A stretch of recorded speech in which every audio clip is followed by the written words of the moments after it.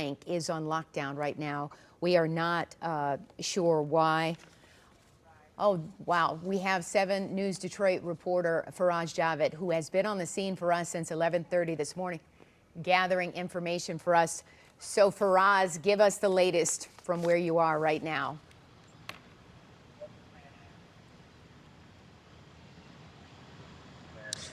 Carolyn, I'm using my phone to go live, so please excuse me if the signal's a little choppy or you can't hear me properly. But what I want you to show right,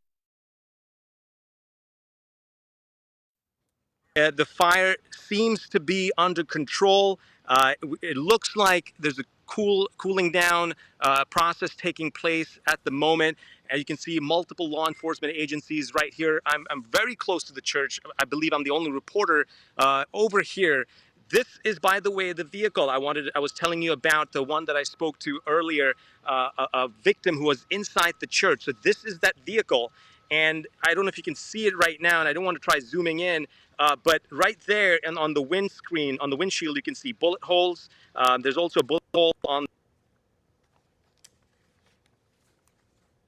46-year-old Brian Taylor was inside the church, and he heard a loud bang. He comes out. He sees the suspect had rammed his vehicle inside or into the church. He comes out running with his wife, heads towards his car. They get into the car.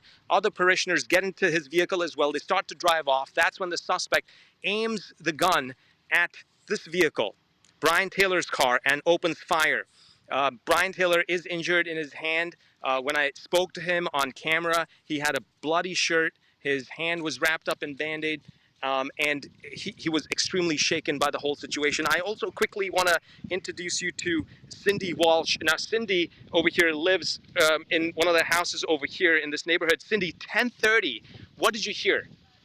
I was just in the house watching TV, and all of a sudden I heard a big bang, and then I heard what sounded like gunshots. And so I went outside, and then all of a sudden I saw smoke coming out, and then people were running out. And I just stayed out here and I watched it. And my son is a paramedic. So he was called to come out here. So he was here as well. Have you spoken to him? What have you heard so far? I haven't spoken to him since he's been out here. It was just before when it first happened. He told me there's an active shooter. Please go in the house, Mom, and lock the doors up. And so he's called me a couple times and said that the shooter is gone now. They shot him, and that 2 other people were dead. But other than that, I don't know much more of how many were shot. Seeing this all unfold, it happened, I was told, around 10:30 this morning. You heard the loud bang. You heard the gunshots. Mm-hmm. How are you right now? I'm shaky. I'm very shaky. But I'm glad that not more people were killed or injured. But I heard the hospitals are full too, Genesis, and they're on strike right now. But they still put as many in there as they could. And there was tons of ambulances, fire trucks, police cars, and I heard the FBI was here as well. I heard about 150 parishioners go to that church. Mm-hmm. What do you know about the church? I've never gone to the church. Sometimes they come out here to speak with us, and all very, very nice people. And the man who was shot, or the shrapnel from the glass hit his hand, when that happened, he pulled into our subdivision. And his wife, I believe it was his wife, was very, very upset. And he's going to be okay. They wrapped his hand up, but it's such a sad situation. Cindy, I'm looking right now over here at multiple law enforcement agencies. Police from pretty much every city, every county is here. Federal law enforcement agencies here. Michigan State Police is here. Paramedics, fire departments from different places are here. What do you see? I just see a changing world. There's so much hate in this world, and I just don't understand it. We need to all come together again and stop being so hateful. It's just sad. I don't know what to say. Cindy, thank you so much for sharing this with us. I don't have any words to say to you because I can't even begin to imagine what you're going through. Once again, I want to show you this vehicle over here, and obviously right over here is the crime scene tape, and we can't go past this. But this is the vehicle, once again, 46-year-old Brian Taylor was in when he tried to escape the situation. The suspect turned the gun at him, opened fire at this vehicle. That's why you see a crime scene crime scene tape around this vehicle. And just slightly panning over here, right there, you can see the multiple fire departments from different cities, counties, right here, all converging to the church to put down the fire. From what I can see from my angle, it seems like the cool down operations have begun.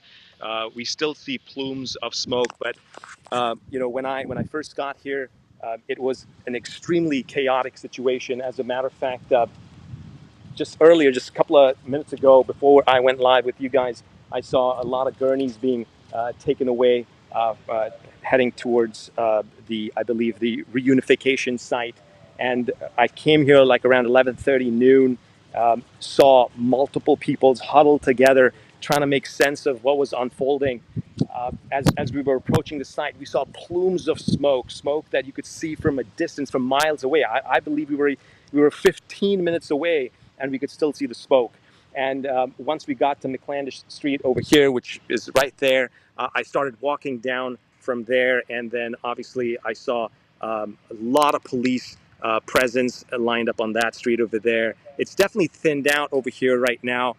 When I was here earlier, it was up on top of the hill, getting a better vantage point of how the first responders were working to contain the situation, and that's when we were pushed back and brought to this neighborhood. Now, I have been stuck in this area only because the police have cordoned off this area, so I can't get to my camera guy, and we're using a new technology to go live on air. But listen, it is an extremely tragic situation. Moments like this, we're going to hear for the next few days, weeks, if not months, about how people came together to heal, how did one another, how each other helped one another, and that's another things that we're going to be hearing a lot today. But I just want to send it back to you guys and kind of like looking at the situation. I'll try to see if I can speak to more people in this neighborhood to bring you more stories. For now, it's back to you. Thank you so much.